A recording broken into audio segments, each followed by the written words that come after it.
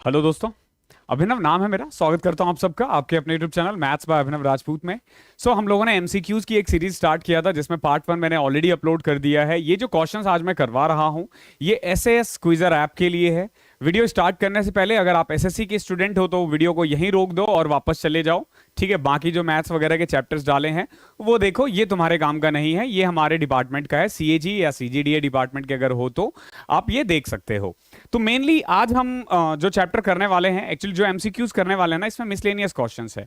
इसमें आपको journal entry के क्वेश्चंस मिलेंगे, बीआरएस के मिलेंगे, कुछ क्वेश्चन डेप्रीसिएशन के हैं, कुछ बिल्स ऑफ एक्सचेंज के हैं, कैश बुक का है, वाउचर का है, मतलब कुल मिला के मिसलेनियस क्वेश्चंस है। और ये सारे चैप्टर्स मैंने ऑलरेडी अपलोड कर दिया है, वहां से आप देख सकते हो। डिस्क्रिप्शन में लिंक है, आपको पूरा तरीके वहां बता रखा है कि कॉस्ट अकाउंटिंग कहां से करना है, फाइनेंशियल अकाउंटिंग कहां से करना है। तो अब स्टार्ट करते हैं। आई होप आप लोगों ने पहले वाली वीडियोस देख रखी है, अगर नहीं देखी है तो एक बार जाके देख लो। बाकी इससे देखने के बाद भी बहुत कुछ आपको फायदा होगा ही होगा। तो पहला क्वेश्चन देखो क्या है। Double entry accounting requires that. Double entering होता क्या है? बेसिकली एक ऐसा ट्रांजैक्शंस, एक ऐसा अकाउंट जिसमें ना हम हर पहलू को रिकॉर्ड करते हैं, उसी को डबल एंट्री अकाउंटिंग कहते हैं। तो देखो क्या क्या ऑप्शन है। All transaction that create debit to assets account must create credit to liability account.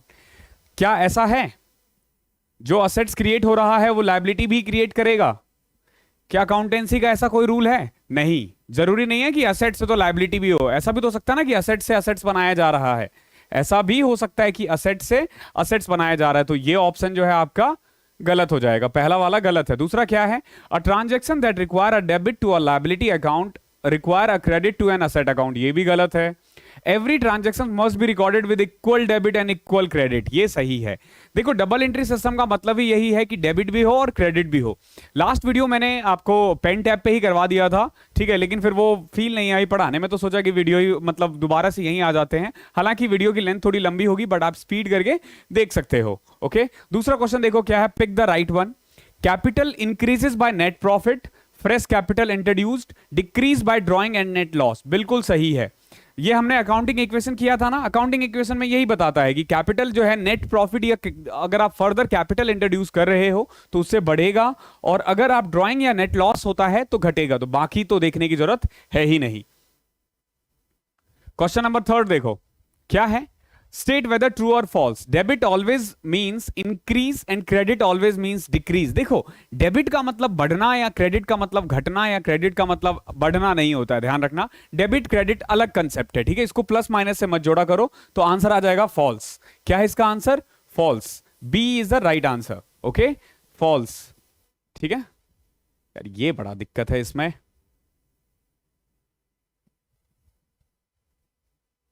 आधा टाइम तो इसी में वेस्ट हो जाता है। ठीक है, तो इसका आंसर आ जाएगा बेसिकली फॉल्स। ओके, मैं टिक ना भी करूं तो आई होप चल जाएगा, आप देख लेते रहना और आंसर लिखते रहना, ठीक है, क्योंकि इसमें बहुत टाइम लग जाएगा otherwise. The ledger folio column of a journal is use to. जब हम जर्नल एंट्री बनाते हैं तो मैंने आप लोगों को पूरा फॉर्मेट में बताया था, एक एलएफ होता है। तो ये एलएफ किस लिए होता है? Record the date? नहीं, ये एक्चुअली डेट रिकॉर्ड नहीं करता, ये रिकॉर्ड करता है कि वो कितनी बार ऐसी एंट्री जर्नल हो रखी है, वो नंबर्स को रिप्रेजेंट करता है। Record the number of ledger account to which information is posted, ये सही है। ठीक है, ये नंबर्स ऑफ लेजर अकाउंट को रिप्रेजेंट करता है, ठीक है, जो जनरल फोलियो में हम एलएफ लिखते हैं। क्वेश्चन नंबर 5 देखो क्या है। The general entry to record the sale of service on credit should include. देखो जब कभी भी आप सर्विस प्रोवाइड करते हो, ठीक है, the general entry to record the sale of services on credit should include, तो उसकी एंट्री क्या होनी चाहिए? ठीक है, देखो जब भी आप सर्विस देते हो ना, तो सबसे पहली बात हमारे पास फीस आता है। क्या आता है? फीस आएगा, फीस आएगा, ठीक है, क्या आएगा? फीस आएगा, ठीक है। ऑन क्रेडिट है तो क्योंकि ये उधार खरीद रहे हो, तो आपने कुछ परचेज किया या सेल किया है उधार में, या कोई सर्विस आपने प्रोवाइड किया है, ठीक है, आपने एक सर्विस प्रोवाइड किया। तो सबसे पहले तो देखो ये सर्विस जो है ना, ये क्रेडिट में प्रोवाइड किया है। किस में प्रोवाइड किया है? क्रेडिट में प्रोवाइड किया। तो कैश का तो कोई काम है नहीं इसमें, क्योंकि कैश तो नहीं आएगा ना, कैश तो आ नहीं रहा है, ठीक है, आना एक्चुअली में कैश ही चाहिए, लेकिन यहां पे कैश नहीं आ रहा है, उसने दिया नहीं है, उधार है। तो जब आप कोई भी चीज उधार में प्रोवाइड करते हो तो क्या होगा? कैश के बदले उसका नाम आ जाएगा, और नाम किसका आएगा? डेटर का। तो डेटर अकाउंट डेबिट टू, जो भी सर्विस प्रोवाइड किया है आप वो लिख दो सर्विस अकाउंट, ठीक है। सेल किया है तो सेल्स अकाउंट, फीस है तो फी अकाउंट, कमीशन है तो कमीशन अकाउंट, ठीक है। मेनली जब भी आप कोई भी चीज उधार में प्रोवाइड कर रहे हो तो देखो एक्चुअली में होना क्या चाहिए, नगद में करते तो पैसा आता, लेकिन पैसा तो आ नहीं रहा ना, डेबिट व्हाट कम्स इन, ठीक है। पैसा तो आ नहीं रहा तो उसका नाम लिखो, तो डेबिट टू डेटर सही है, debit to cash, debit to fee, debit to debtor. देखो ए और डी में कोई एक होगा। अब क्रेडिट टू कैपिटल, कैपिटल क्यों होगा, ऑब्वियस सी बात है, तो ऑप्शन डी जो है वो सही आंसर है। क्वेश्चन नंबर 6 देखो क्या है। The general entry to record purchase of equipments of 2 lakh cash and a balance of 8 lakh due in 30 days include. Question समझो क्या है, ये कह रहा है हमने ना एक इक्विपमेंट्स परचेज किया है, हमने एक मशीनरी परचेज किया है, ठीक है। तो जब भी असेट्स परचेज करते हो तो उसकी एंट्री ये होती है, machinery account debit to cash account, अगर उधार खरीद रहे हैं तो क्रेडिटर अकाउंट, ठीक है। बट इस क्वेश्चन में क्या हो रहा है कि आपने 2 लाख रुपए का कैश दिया है और 8,000 रुपए उधार दिया है, तो 2 लाख यहां आ जाएगा, 8 लाख यहां आ जाएगा, 10 लाख यहां आ जाएगा। तो एंट्री देखो क्या है, इक्विपमेंट अकाउंट डेबिट सही है, 2 लाख, टू बैंक कैश गलत है, 10 लाख से होगा, ध्यान रखना। इक्विपमेंट को तो हम डेबिट करेंगे ना, जैसे देखो ना मशीनरी अकाउंट डेबिट 10 लाख, तो सबसे पहले तो देखो इक्विपमेंट अकाउंट डेबिट ये वाला कट जाएगा, ये वाला कट जाएगा, ठीक है। टू बैंक और कैश गलत है, सारा पैसा तो हम बैंक कैश दे नहीं रहे ना, तो ऑप्शन बी बिल्कुल सही आंसर है, ठीक है। आप इससे मिला सकते हो। अब जनरल एंट्रीज है maximum. When an entry is made in general, जब कभी भी आप जनरल में एक एंट्री पास करते हो तो पहले क्या लिखते हो, कोई भी जनरल एंट्री ऐसे होता है जैसे लाइक कि purchase account debit to cash account, तो पहले आप डेबिट साइड लिखते हो फिर क्रेडिट साइड लिखते हो। असेट्स लायबिलिटी से कोई मतलब नहीं है, असेट्स को हम डेबिट भी कर सकते हैं क्रेडिट भी कर सकते हैं। जब आ रहा है असेट्स तो डेबिट करते हैं, जब जा रहा होता है तो क्रेडिट करते हैं, ठीक है। तो अगर कोई आपको ये बोले ना कि असेट्स को डेबिट करना है या क्रेडिट करना है, तो आप उनको ये बता देना कि भैया ऐसे नहीं होता कि आपने असेट्स को डेबिट कर दिया और क्रेडिट कर दिया, वो डिपेंड करेगा कि एक्चुअली में एंट्री हो क्या रही है उसकी, ठीक है। तो क्या लिखते हैं, accounts to be debited listed first, तो ऑप्शन बी जो है आपका सही आंसर हो जाएगा। ऑप्शन बी जो है वो बिल्कुल सही आंसर है कि डेबिट वाले को हम पहले लिखते हैं, क्रेडिट वाले को बाद में लिखते हैं। क्वेश्चन नंबर 8 देखो क्या है।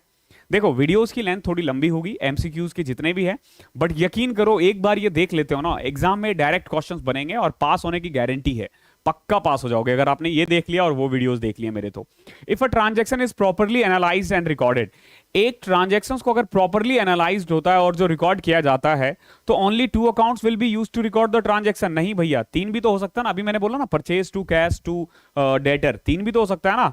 1 account will be used to record transaction नहीं, 1 account balance will increase and another will decrease, total amount debit will equal to total amount credit, हमेशा ये होगा। आपने देखा होगा अभी मैंने मशीनरी में 10 लाख डेबिट किया और क्रेडिट 2 लाख रुपए किया कैश में और 8 लाख डेटर में, तो क्रेडिट साइड भी 10 लाख, डेबिट साइड भी 10 लाख, हमेशा इक्वल होगा, हमेशा इक्वल होगा ये, ठीक है। क्वेश्चन नंबर 9 देखो क्या है। The general entry to record payment of monthly bill will include debit monthly. देखो एक जनरल एंट्री पास करना है, हमने क्या किया, मंथली बिल पे किया है। जब भी आप बिल पे करते हो या कोई भी एक्सपेंस पे करते हो ना, तो उसकी एंट्री ये होती है, ठीक है, ध्यान रखो। Expense account debit to cash account, ठीक है। तो record payment of monthly bill ये होगा एक्सपेंस टू कैश, तो debit monthly bill to credit capital ना, डेबिट कैपिटल ना, debit monthly bill and credit cash. Clear है, ठीक है, मैंने ऑलरेडी लिख दिया, एक्सपेंस की एंट्री एक्सपेंस टू कैश होगा। General entry to record salaries, again salary to cash, debit salary credit cash, option number A. थोड़ी देर के लिए वीडियो रोक।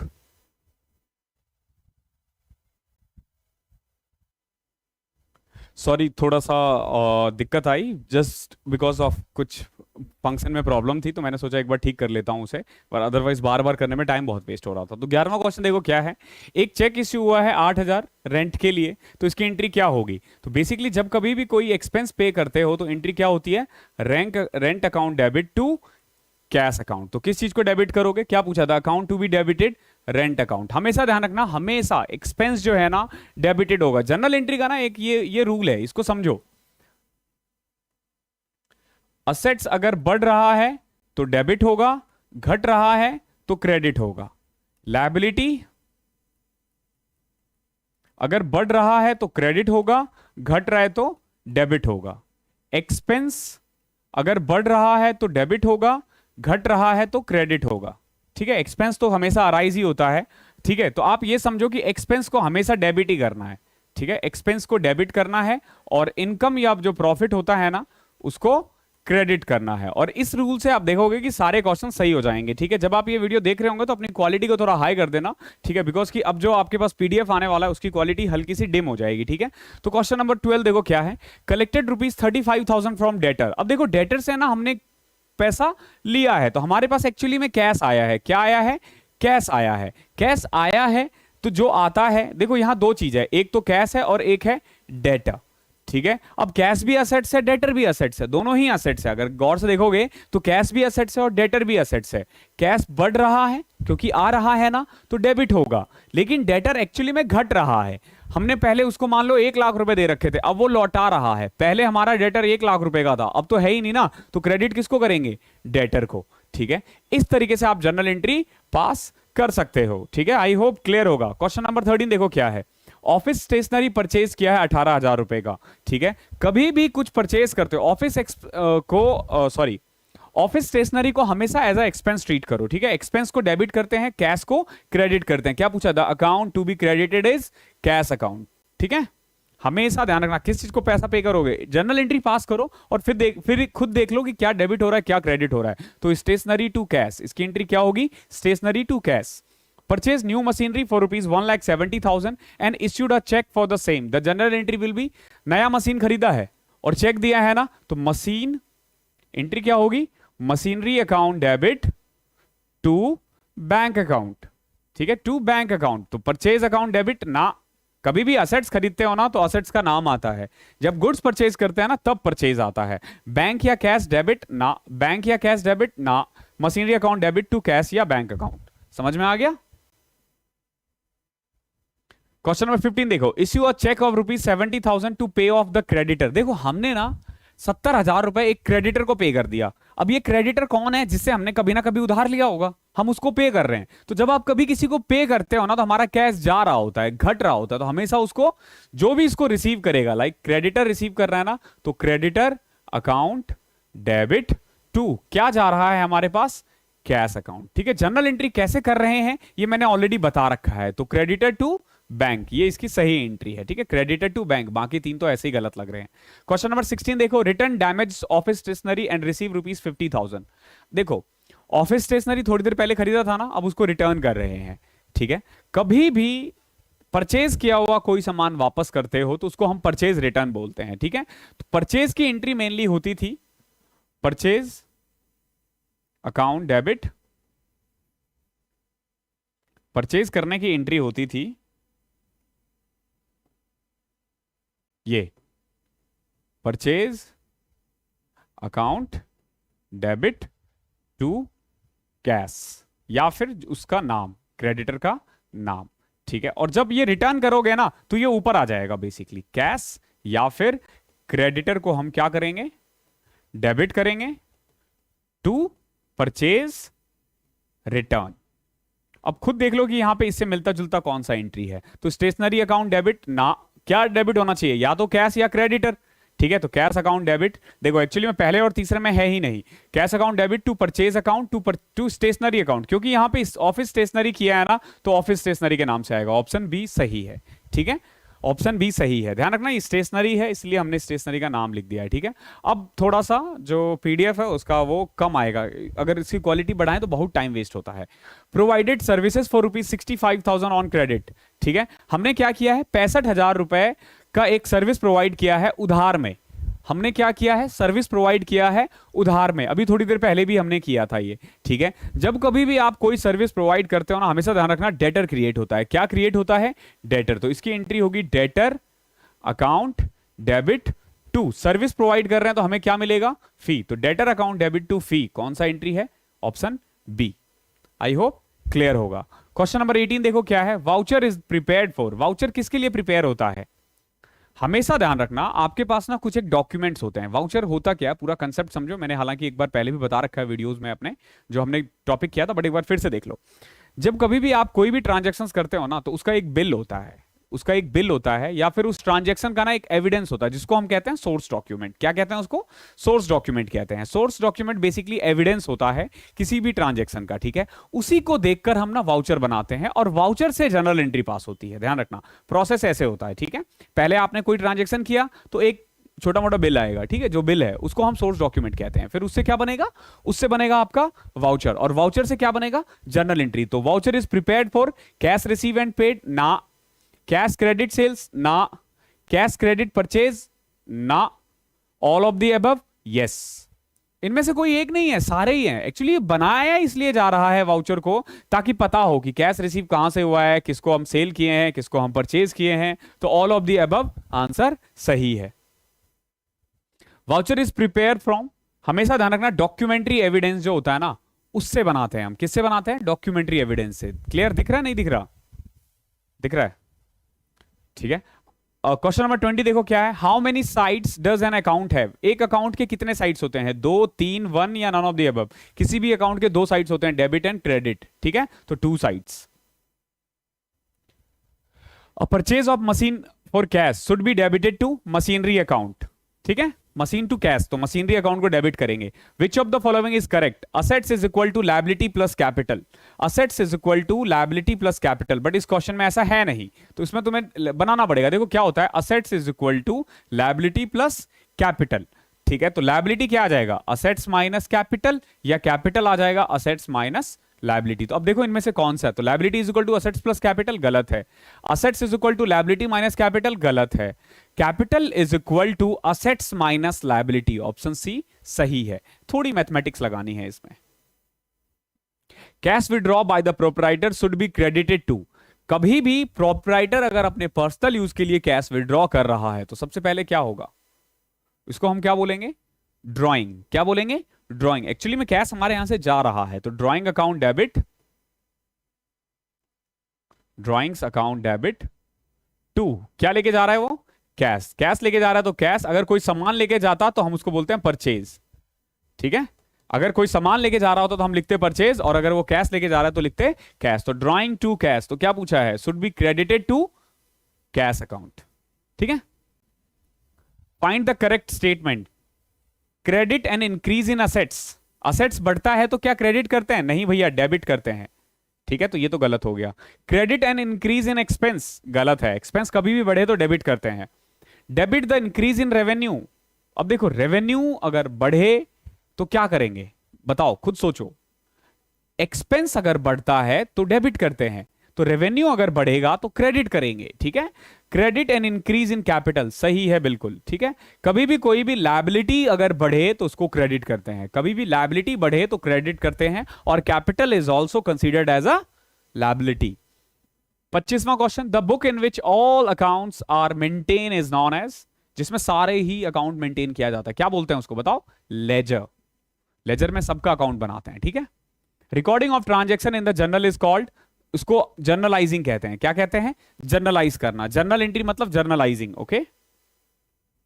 When a firm maintain a cash book, it needs not maintain, देखो जब वो cash बना रहा होता है ना तो कैश या बैंक के लिए उसको लेजर बनाने की जरूरत नहीं है, ठीक है। तो जनरल प्रॉपर तो बनाएगा ही बनाएगा, परचेज जनरल बुक बनाएगा, सेल्स जनरल बुक बनाएगा, bank and cash account in the ledger बनाने की जरूरत नहीं है अगर वो कैश अकाउंट मेंटेन कर रहा है तो। कैश और बैंक सेम ही होता है, ठीक है। Double column cash book record, सारे कैश और बैंक, देखो सिंगल कॉलम में कैश को रिकॉर्ड किया जाता है, डबल कॉलम में कैश और बैंक को रिकॉर्ड किया जाता है, और ट्रिपल कॉलम में कैश, बैंक और कैश डिस्काउंट को रिकॉर्ड किया जाता है, ठीक है। तो cash and bank transactions. Goods purchase on cash are recorded in the purchase book, ना। परचेज बुक में हमेशा जो उधार की एंट्री होती है ना परचेज की, उसको रिकॉर्ड करेंगे। सेल्स बुक में हमेशा क्रेडिट सेल्स को रिकॉर्ड करेंगे। ये सब मैंने बता रखा है। तो गुड्स परचेज ऑन कैश कहां रिकॉर्ड होगा? कैश बुक में, ठीक है। ये सब मैंने पढ़ा रखा है। अपने जो वीडियोस है ना एक बार देख लो उसे, ठीक है। हार्डली मैं बता रहा हूं पूरे वीडियोस को देखने में ना तुम्हें 5 दिन नहीं लगेंगे, और 5 दिन में देखो अकाउंटेंसी इतनी आ जाएगी कि PC 13 और 14 फाड़ दोगे। Cash book does not record transaction of, cash book कौन से ट्रांजेक्शंस को रिकॉर्ड नहीं करता है? कैश नेचर को, अरे कैश नेचर को ही तो रिकॉर्ड करता है, क्रेडिट नेचर को रिकॉर्ड नहीं करता, ओके। ध्यान रखना, क्रेडिट नेचर के रिकॉर्ड को नहीं करता है ये। Total of these transaction is posted in purchase account, इनमें से किनको परचेज अकाउंट में किया जाता है? ध्यान रखना, एक तो देखो परचेज अकाउंट में किसकी किसकी एंट्री होती है, जितनी भी परचेज उधार में हुई है, जितनी भी परचेज उधार में हुई है, बट ध्यान रखना असेट्स इंक्लूड नहीं होना चाहिए, क्योंकि बिजनेस में जब आप असेट्स परचेज करते हो तो उसको असेट्स अकाउंट में डालते हो, ना कि परचेज अकाउंट में। अब ऑप्शन देखो, समझ में आ जाएगा, ये सब पढ़ाया हुआ है। परचेज ऑफ फर्नीचर नहीं आएगा, ठीक है। कैश एंड क्रेडिट परचेज ना, कैश परचेज नहीं आएगा। परचेज रिटर्न, बताओ परचेज रिटर्न आएगा क्या? Total of those transaction posted in purchase account. Purchase return purchase book में आएगा? नहीं, वो परचेज रिटर्न बुक में आएगा। तो परचेज ऑफ स्टेशनरी इसको कह सकते हो, ठीक है, ये स्टेशनरी की दुकान होगी, ठीक है। अदरवाइज सिंपल यहां पे परचेज ऑफ गुड्स लिखना चाहिए था इनको, ठीक है। बहुत कुछ इसमें ऐसे क्विज़र में प्रॉब्लम्स भी है, बट ध्यान रखना 99% ये सही है, ठीक है। तो आपके लिए बेस्ट यही है। The periodic total of sales return journal is posted to, जो टोटल सेल्स रिटर्न होता है ना, उसको हम सेल्स रिटर्न अकाउंट में डाल देते हैं। किस में डाल देंगे? सेल्स रिटर्न अकाउंट में। ऐसे ही टोटल परचेज को परचेज रिटर्न में, ठीक है।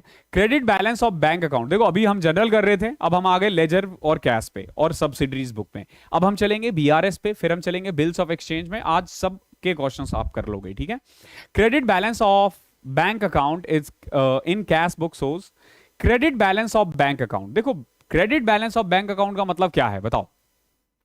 कभी भी अगर डेबिट बैलेंस होता है तो बढ़िया है, वो आपके पैसे। अगर क्रेडिट कभी भी हो जाए ना, समझ लो ओवरड्राफ्ट है। क्या है वो? ओवरड्राफ्ट है। ये हमने पहले भी कर रखा है। The periodic total of purchase return journal is posted to purchase account, जो अभी हमने किया था। सेल्स होता तो sales account. Balancing of account means, देखो बैलेंसिंग ऑफ अकाउंट का मतलब होता है जो डेबिट और क्रेडिट साइड होता है ना असेट्स को, आई मीन लेजर को, उसको बैलेंस करना, ठीक है। Difference in total of debit and credit, ठीक है। कैश बुक क्या है? ओरिजिनल जर्नल कह सकते हो, सब्सिडरी नहीं, सब्सिडरी नहीं है, original ledger, all of the above. Actually में ओरिजिनल जर्नल है या फिर ओरिजिनल ये है कैश बुक। कैश बुक क्या है? कैश बुक सब्सिडरी है, सॉरी। कैश बुक क्या है? सब्सिडी। सब्सिडी अकाउंट किया था ना हमने। सब्सिडी अकाउंट में क्या क्या आता है? कैश बुक आता है, परचेज बुक आता है, लेजर आ जाता है, जनरल प्रॉपर आ जाता है, ये सब सब्सिडरी बुक का टाइप है। क्वेश्चन नंबर 20 देखो क्या है। In journal proper discount recorded as are, journal में जब भी डिस्काउंट को रिकॉर्ड करते हैं तो बताओ कौन से डिस्काउंट को रिकॉर्ड करते हैं? ध्यान रखना हमेशा डिस्काउंट दो टाइप के होते हैं, एक होता है कैश डिस्काउंट, एक होता है ट्रेड डिस्काउंट। ट्रेड डिस्काउंट जो आप देखते हो ना, जैसे आप जा रहे हो, लिवाइस पे लिखा हुआ है बाय 2 गेट 3, ठीक है, 10% ऑफ, 20% ऑफ, तो वो तो ट्रेड डिस्काउंट हो गया जो सबके लिए है। लेकिन कई बार क्या होता है ना कि पैसा दूसरों के ऊपर ना बहुत उधार हो जाता है, ठीक है। तो हम ना उसको लुभावने वादे देते हैं, एक काम कर भाई, तेरे पास 70,000 है मेरे, तू आज दे दे 68,000 रुपए, सारा पैसा बराबर मान जाएगा। तो वो जो 2,000 रुपए एक्स्ट्रा पे किया गया, उसे क्यों पे किया गया है? ताकि वो कैश टाइम पे कर सके। तो उसको हम बोलेंगे एक तरह से कैश डिस्काउंट। आई होप क्लियर होगा। अगला क्वेश्चन देखो क्या है। इसमें हाँ, तो ये तो मैंने कैश डिस्काउंट और ट्रेड डिस्काउंट कर दिया। ट्रेड डिस्काउंट की कोई जनरल नहीं एंट्री नहीं होती, कैश डिस्काउंट की जनरल एंट्री होती है। किसकी होती है? कैश डिस्काउंट की। लाइट ब्लिंक तो नहीं हो रहा? Return of goods purchase on credit to the supplier will be entered in purchase return book, ठीक है, परचेज रिटर्न बुक में ध्यान रखना, okay. Assets sold on credit are entered in, कभी भी असेट्स को अगर आप उधार बेचते हो या खरीदते हो तो असेट्स अकाउंट में जाएगा। सिंपल ध्यान रखना, किस में जाएगा? उसके असेट्स अकाउंट में जाएगा, असेट्स जनरल में जाएगा, ठीक है। Double column cash book record transaction related to cash and bank, अभी बताया था। Total of cash on debit side of cash book is always, देखो हमेशा ध्यान रखना, कैश बुक का जो डेबिट साइड होता है ना, या तो वो ज्यादा होगा या वो इक्वल होगा, कभी भी कम नहीं होगा। कम का मतलब होता है ओवरड्राफ्ट, ठीक है, वो नहीं होता है एक्चुअली में, ठीक है। तो आइदर मोर और equal to total on credit side. Cash book does not record the transaction of credit. The amount paid to the petty cashier, देखो हम क्या करते हैं ना, एक बिजनेस में ना छोटे छोटे बहुत एक्सपेंसेस होते हैं, बहुत एक्सपेंसेस होते हैं। जैसे मान लो एक कोई हमारे यहाँ गेस्ट आ गया या कस्टमर आ गया, अब उसको चाय पिलाना है। अब चाय पिलाने के लिए क्या करोगे? उसकी जनरल एंट्री पास करोगे? नहीं ना। हम क्या करते हैं, एक अकाउंटेंट को, एक कैशियर को कुछ पैसा दे देते हैं और उसको बोलते हैं भैया छोटे मोटे खर्चे उससे करता रहा कर। यही हमारे ऑफिस में भी होता है। उसको क्या बोलते हैं? इम्प्रेस्ड। कितना अमाउंट है ये? पीसी 12-13 का ये टाइप है, मतलब 12-13 बोल रहा हूं मैं, सॉरी। 8 और 5 में आते हैं ना इससे क्वेश्चन। तो बेसिकली इंटरेस्ट का अमाउंट कितना है? शायद 5,000 है, ओके। मुझे टाइम हो गया, मैं भूल चुका हूं। In purchase book transactions are recorded for goods purchased on. Purchase book में कौन से ट्रांजेक्शन को रिकॉर्ड करोगे? वो सारे परचेज जो क्रेडिट में हुआ है, ठीक है, वो सारे परचेज जो क्रेडिट में हुआ है, उधार को रिकॉर्ड करोगे। A journal is a book of, हमेशा ध्यान रखना, जर्नल को ना कभी भी मतलब एक ओरिजिनल एंट्री कहते हैं इसको, सबसे पहले यही होता है और ओरिजिनली यहीं से जनरेट होता है, तो इसको ना हम ओरिजिनल एंट्री कहते हैं। ओके, आई होप यहां तक क्लियर होगा। मैं थोड़ा पानी पी लेता हूं, फिर क्वेश्चंस करते हैं।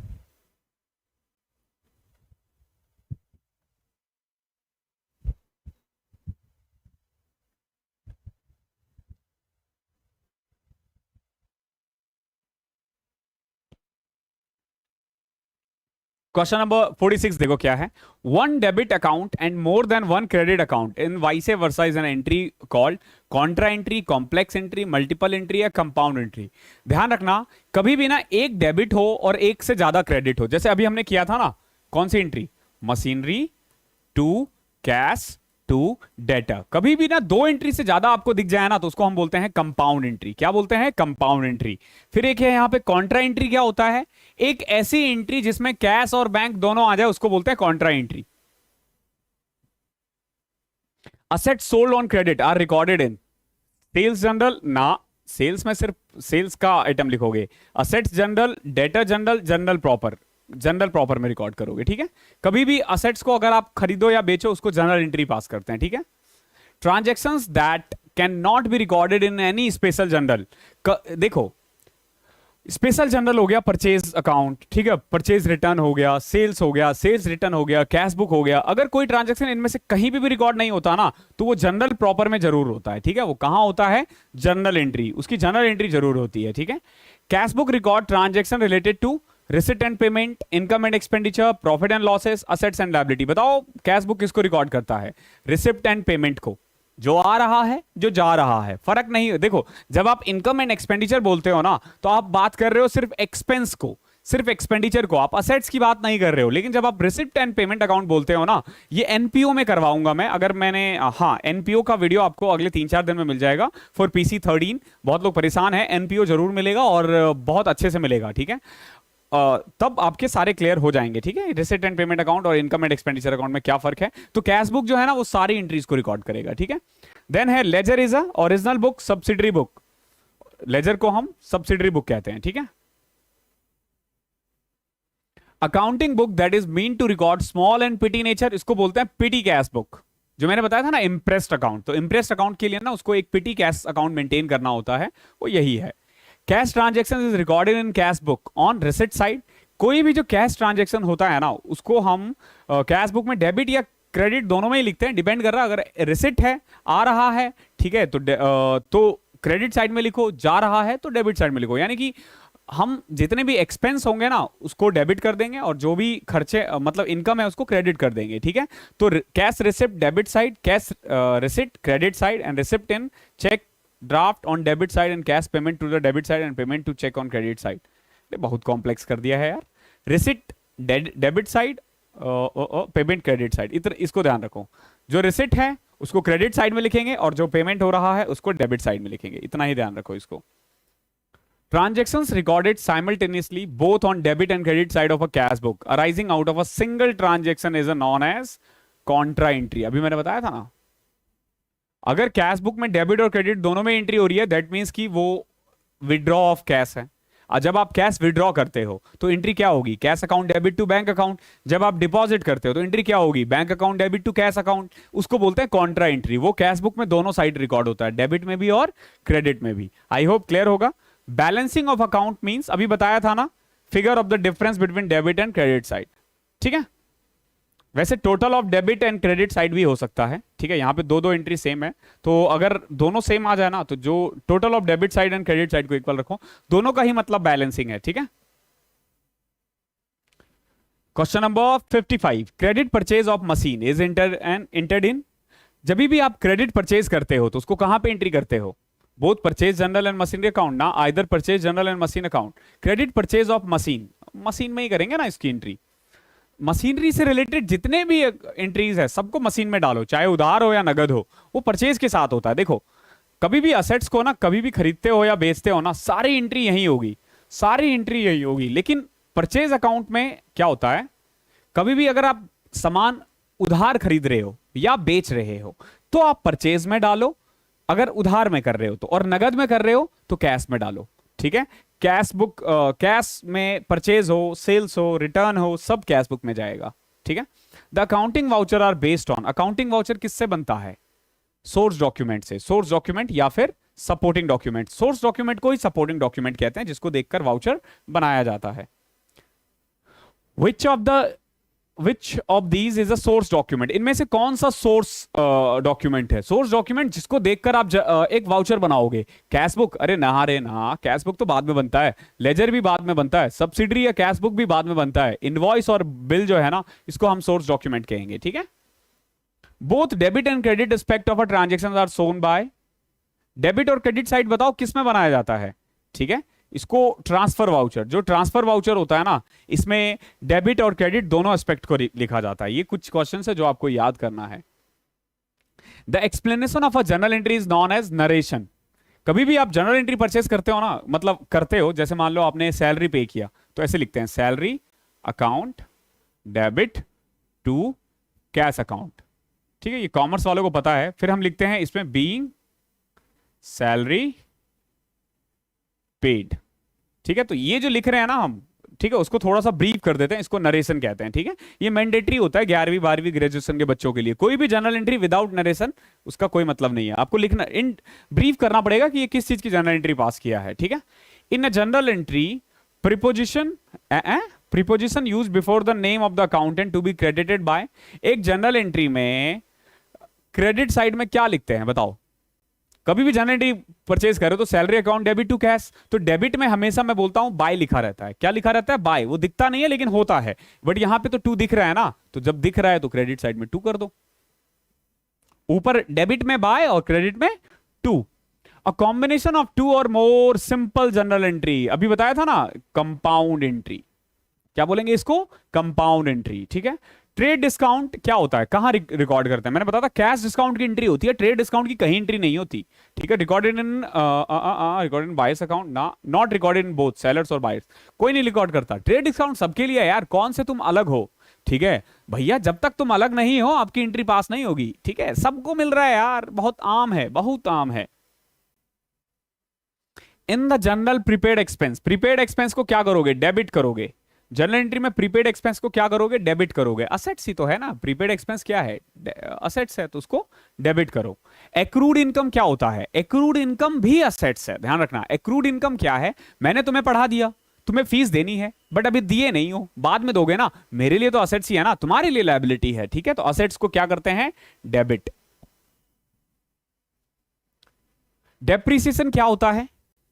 Cost of a fix assets ना, cost of a fix assets repair ना, the residual value of a fix assets ना, portion of a fix assets to the cost consume during the current accounting period. Okay, जो portion consume कर रहे हैं वही तो depreciation हो रहा है ना। एक बाइक जितना चलाओगे उसकी वैल्यू उतनी कम होगी, वो डेप्रिसिएशन है। Trial balance show the accumulated depreciation as a, हमेशा ध्यान रखना डेबिट आइटम लिखता है। डेप्रिसिएशन क्योंकि एक्सपेंस है तो एक्सपेंस को trial balance as a debit expense लिखता है। When the proprietor withdraw money from the business for his personal use, अभी मैंने बताया था ना, drawing to cash, drawing to cash। when the payment is made by the debtor under a written agreement, देखो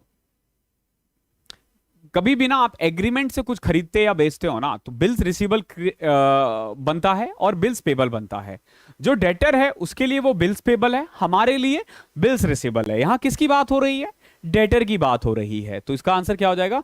bills payable. अगर हमारी बात हो रही होती तो bills receivable. Okay, an order is made by the creditor to his debtor to make the payment. देखो दो चीज होता है, एक होता है बिल्स ऑफ एक्सचेंज, एक होता है प्रोमिसरी नोट। ठीक है, समझो बिल्स ऑफ एक्सचेंज, ये पीसी 13 के लिए, 14 वाले चाहे तो 5-6 बार दबा के 40-50 सेकंड स्किप भी कर सकता है, बाकी सीख लो, कोई बुराई नहीं है। बिल ऑफ एक्सचेंज क्या होता है? जब भी आप खरीदते या बेचते हो उधार में, ठीक है, तो एक बिल बना के देते हो, उसको बिल्स ऑफ एक्सचेंज कहते हैं। ये कौन बनाता है? हमेशा ध्यान रखना, बेचने वाला। कौन बनाता है? ये बेचने वाला। और प्रोमिसरी नोट इसका उल्टा होता है। अब मान लो मेरा एक दोस्त है, वो मुझे पैसा देना चाहता है लेकिन उसको मुझ पे भरोसा नहीं है, तो मैं क्या करता हूं, रिटर्न में लिख के दे देता हूं कि भैया मैं वादा कर रहा हूं इतने तारीख को मैं पैसा चुका दूंगा। तो प्रोमिसरी नोट, ठीक है, ये कौन बनाता है, ये डेटर बनाता है। जब तुम SAS क्विजर ऐप में देखोगे तो इसका आंसर बिल्स ऑफ एक्सचेंज या प्रोमिसरी नोट है, ठीक है, शायद प्रोमिसरी नोट है, लेकिन ये आंसर नहीं होगा, बिल्स ऑफ एक्सचेंज होगा। क्यों, देखो एक तो समझ लो, प्रोमिसरी नोट ना ऑर्डर नहीं है, ऑर्डर है bill of exchange. Promissory note promise है, प्रॉमिस, ठीक है, वो प्रॉमिस कर रहा है कि वो पे करेगा, तो इसका आंसर आएगा bills of exchange. The revenue and expense account are close by taking the balance of. Revenue और एक्सपेंस अकाउंट किसमें रिकॉर्ड करते हो, फाइनल अकाउंट किया है ना, तो रेवेन्यू या एक्सपेंस किसमें लिखते थे, प्रॉफिट एंड लॉस अकाउंट में। ट्रेडिंग में तो डायरेक्ट एक्सपेंसेस को लिखते हैं ना, बैलेंस शीट में नहीं लिखते किसी को भी। देख रहे हो कहां से कहां आ चुके हैं हम। हमने स्टार्ट किया था जर्नल एंट्री से, फिर हमने कैश बुक, सब्सिडरीज बुक, ठीक है, डेप्रीसिएशन के भी कुछ क्वेश्चंस कर लिया, हालांकि अगला पूरा चैप्टर ही डेप्रीसिएशन है, बहुत क्वेश्चन आते हैं डेप्रीसिएशन, तो पूरा अगला 90-91 क्वेश्चन है डेप्रीसिएशन के। When a cheque is received from a customer but not deposited into the bank on the same day, it will be recorded in. एक चीज ध्यान रखना, एंट्री ऐसे होगी, मान लो मैंने ना कुछ सामान बेचा है, ओके, सामान बेचा है और मेरे पास चेक आया, और उस चेक को ना मैं सेम डे बैंक में डिपॉजिट कर देता हूं। तो अगर मैं सेम डे डिपॉजिट कर रहा हूं तो एंट्री ये होगी, आपने मान लो बेचा है ना, तो bank account debit to sales account, ये अगर सेम डे डिपॉजिट कर रहे हो तो, और अगर अलग दिन डिपॉजिट कर रहे हो ना तो एंट्री होगी cash account debit to sales account, ठीक है। तो अगर आपके पास कभी चेक रिसीव भी हो रहा है और अगर आप सेम डे बैंक में डिपॉजिट नहीं कर रहे हो ना, तो उसको कैश की तरह ट्रीट करना, ठीक है, उसको कैश की तरह ट्रीट करना, ठीक है। ऐसा बहुत कम आएगा, आने के चांसेस कम है। When a cheque is receive from a customer but not deposit to the bank on the same day, it will be recorded in debit side of a bank column. ना बैंक कॉलम तो आएगा ही नहीं ना, तो किस में आएगा बताओ, क्रेडिट साइड ऑफ, अब देखो खुद देखो, ये कैश है ना, किस में आ रहा है, डेबिट ना, तो डेबिट साइड में आएगा, ठीक है, ठीक है। सॉरी सॉरी सॉरी, डेबिट को उल्टा देखते हैं ना, डेबिट का उल्टा देखेंगे तो क्रेडिट साइड आएगा ना, रिसिट है ना, रिसिट क्रेडिट साइड आएगा। हाँ, जब आप लेजर में करते हो ना तो रिवर्स एंट्री पास होती है,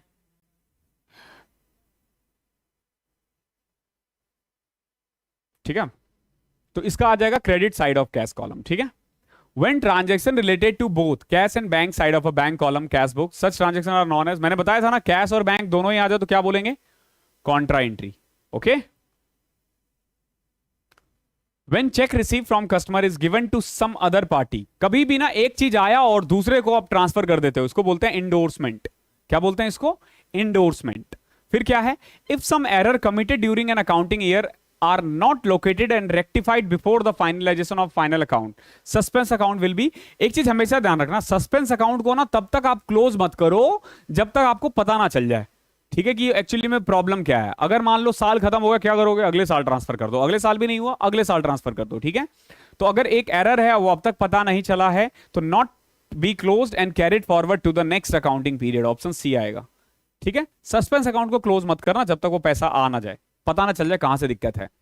बीआरएस कौन बनाता है, जो अकाउंट होल्डर बैंक का होता है, ध्यान रखना, क्रेडिटर नहीं बनाएगा, बैंक नहीं बनाएगा, डेटर नहीं बनाएगा, कौन बनाएगा, account holder of a bank, जिसके पास उसका अकाउंट होल्डर है, ठीक है। अब bank reconciliation statement is prepared with the balance of, BRS किसके बैलेंस पे बनाया जाता है, कैश बुक या पासबुक के बैलेंस पे। किया था ना हमने, debit balance as per cash book, credit balance as per passbook.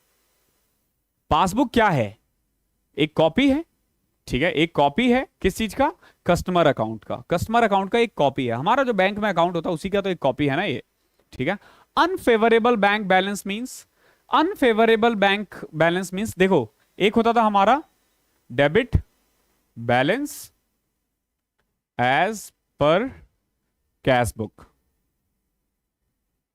एक होता था हमारा credit balance as per cash book, ठीक है। एक होता था हमारा debit balance as per passbook, ठीक है, और एक होता था ऐसे ही हमारा credit balance as per passbook. ये जो debit balance as per cash book है और credit balance as per passbook है, इसको बोलते हैं फेवरेबल। क्या बोलते हैं इसको, फेवरेबल। और जो credit balance as per cash book और debit balance as per passbook है, इसको बोलते हैं अनफेवरेबल। क्या बोलते हैं इसको, अनफेवरेबल। ठीक है, ये चीज ध्यान रखना। तो क्या पूछा इसने, unfavourable bank balance means credit balance of passbook ना, credit balance as per passbook तो फेवरेबल है ना, credit balance as per cash book, सही, option B is the right answer. ठीक है, ये चारों से पता चल जाएगा आपको। फेवरेबल बैंक बैलेंस क्या होता है, ठीक है, debit balance as per cash book या credit balance as per passbook. तो देखो, credit balance as per cash book ना, डेबिट बैलेंस इन पासबुक ना, debit balance as per cash book yes. तो क्या होता है, debit balance as per cash book या credit balance as per passbook. अब BRS is mainly prepared for, देखो BRS बनाने का मेन मोटिव होता है रिकंसाइल करना, यानी कि मैच करना, ठीक है, करेक्ट करना नहीं होता, रिकंसाइल करना होता है कैश बुक और पासबुक को। तो reconcile the cash balance of the cash difference between the bank balance so by the cash book and passbook. Agreement of trial balance is affected by, बताओ ट्रायल बैलेंस कब affect होता है, one sided से भी affect होता है, two sided से भी अफेक्ट होता है, बोथ ए एंड बी, ध्यान रखना। ओके, अगर मान लो वो मैच कर जाए, ट्रायल बैलेंस मैच कर जाए, तो समझ लो कि क्या कोई एरर है, मैच करने के बाद भी एरर हो सकता है, बिल्कुल हो सकता है, लेकिन टू साइडेड एरर ही होगा, फिर वन साइडेड एरर नहीं होगा। अगर कभी भी आपने वन साइडेड एरर किया है ना, तो ट्रायल बैलेंस मिलेगा ही नहीं मिलेगा, ठीक है।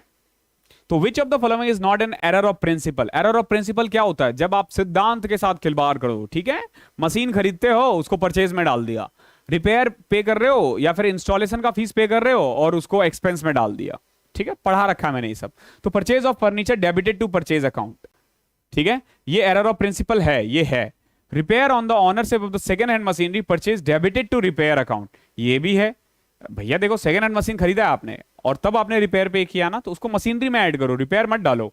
रिपेयर में तब डालेंगे जब वो रेगुलर हमारे यहां कोई सामान है उसको रिपेयर करता है। तो cash receive from Manoj posted to Saroj, ना ना ना ना ना, ये तो कमीशन की का एरर है ना, कमीशन एरर है ये, ठीक है, ये कोई प्रिंसिपल नहीं है। Sale of old car debited to sales account, ये भी कमीशन एरर, सॉरी प्रिंसिपल का एरर है। Which of the following is an error of commission? Overcasting of sales book? Yes, yes. कभी भी ओवरकास्ट या अंडरकास्ट हो जाता है ना, उसको हम कमीशन कहते हैं, ठीक है।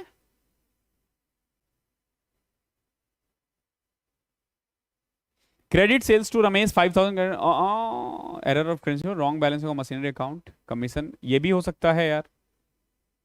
Cash sales not recorded in cash book, ये भी है। सो एक्चुअली इसने पूछा which of the following is not an error of commission, ठीक है।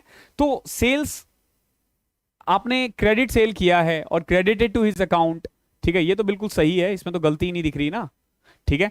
Cash sales not recorded in cash book, देखो कोई भी चीज जब भूल जाते हो ना तो उसको हम एरर ऑफ ओमिशन कहते हैं, ठीक है, एरर ऑफ कमीशन नहीं। ओके, तो ऑप्शन डी इसका सही आंसर है। विच of the following error will be rectified through suspense account, देखो सस्पेंस अकाउंट में हम तब करते हैं जब ना हमें पता नहीं चलता है कि एक्चुअली में एरर क्या है, ठीक है। तो मैं नीचे से चलता हूं, sales return by Madhu 1000 receive through the purchase return book, पता चल तो गया, तो फिर सस्पेंस क्यों बनाना।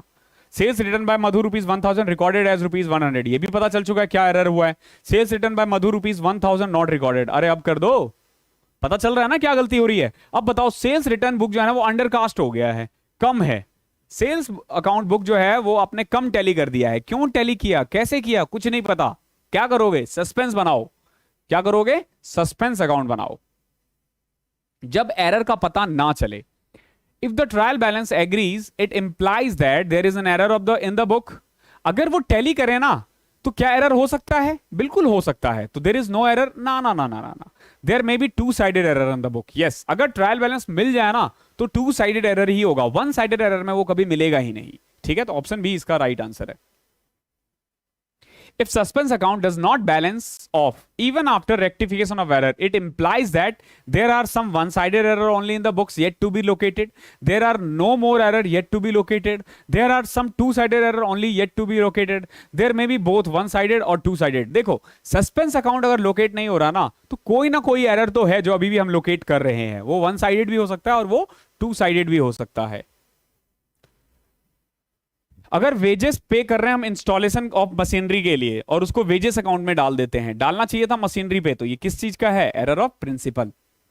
ट्रायल बैलेंस क्या है, ट्रायल बैलेंस अकाउंट है, नहीं। सब्सिडरी बुक है, नहीं। प्रिंसिपल बुक है, नहीं। क्या है, trial balance is a statement, ठीक है, which shows debit balance and credit balance are always equal. And the last question trial balance, अरे ये तो हो गया ना स्टेटमेंट, ठीक है। ये 89 क्वेश्चंस थे और 89 के 89 लास्ट क्वेश्चन है।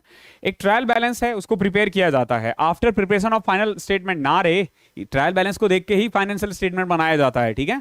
After recording transaction in subsidiary book, ना, सब्सिडरी बुक में रिकॉर्ड करने के बाद नहीं करते, लेजर के बाद करते हैं। After posting to ledger is complete, जैसे ही लेजर कंप्लीट हो गया ना, चलो उसको समराइज करते हैं, उसको स्टेटमेंट बनाते हैं, और उसको हम क्या बोलते हैं, बेसिकली ट्रायल बैलेंस, ठीक है। तो जब एक लेजर बन जाता है ना, उसके बाद ट्रायल बैलेंस बनाया जाता है। आई होप मैंने 89 क्वेश्चंस अच्छे से करवा दिया है, ठीक है। थोड़ा बहुत हो सकता है कि जो फर्स्ट टाइम देख रहे हैं उनको दिक्कत होती होगी। अगर दिक्कत हो रही है तो आप मेरे पहले के वीडियोस देख लो, ठीक है। बहुत इजी वे में मैंने पूरा अकाउंटेंसी करवा रखा है, पीसी 13 और 14 दोनों ही। और आप ये वाले क्वेश्चंस कर लो, गारंटेड पास हो जाओगे। पेपर इतना टफ नहीं आता, पेपर इजी आता है, बिकॉज कि जो भी बना रहा होता है उन्हें पता है कि हम सिविल वाले हैं, हम नॉन कॉमर्स वाले हैं। मैं कॉमर्स वाला हूं, आप लोग नॉन कॉमर्स वाले हो, ठीक है। तो नॉन कॉमर्स वालों को उसके साथ थोड़ी प्रॉब्लम होती है, तो पेपर उतना टफ नहीं आता है, पेपर इजी आता है, ठीक है। लेकिन क्योंकि अकाउंटेंसी थोड़ा टेक्निकल सब्जेक्ट है तो सीखना पड़ता है, आपको खुद समझ में नहीं आएगा। लाइक मैं फिजिक्स सीखना चाहूं, ठीक है, तो मैं फिजिक्स पढ़ना चाहूं तो मुझे खुद से समझ में नहीं आएगा, लेकिन कोई समझाएगा तो शायद समझ में आ जाए, ठीक है। तो टेक्निकल सब्जेक्ट है, तो आप वो वीडियोस देख सकते हो। अगर किसी क्वेश्चन में अभी भी डाउट रह गया है तो कमेंट में आप बताओ, और वीडियोस पसंद आई है तो थोड़ा अप्रिशिएट करो कमेंट में, दोस्तों के साथ शेयर करो, और लाइक का बटन दबा देना। चैनल पे बिल्कुल नए हो तो सब्सक्राइब कर देना। ओके, तो आज की क्लास में इतना ही था, ठीक है। मिलते हैं अगले क्लास में, तब तक के लिए जय हिंद। ओके, जय हो सीएजी की।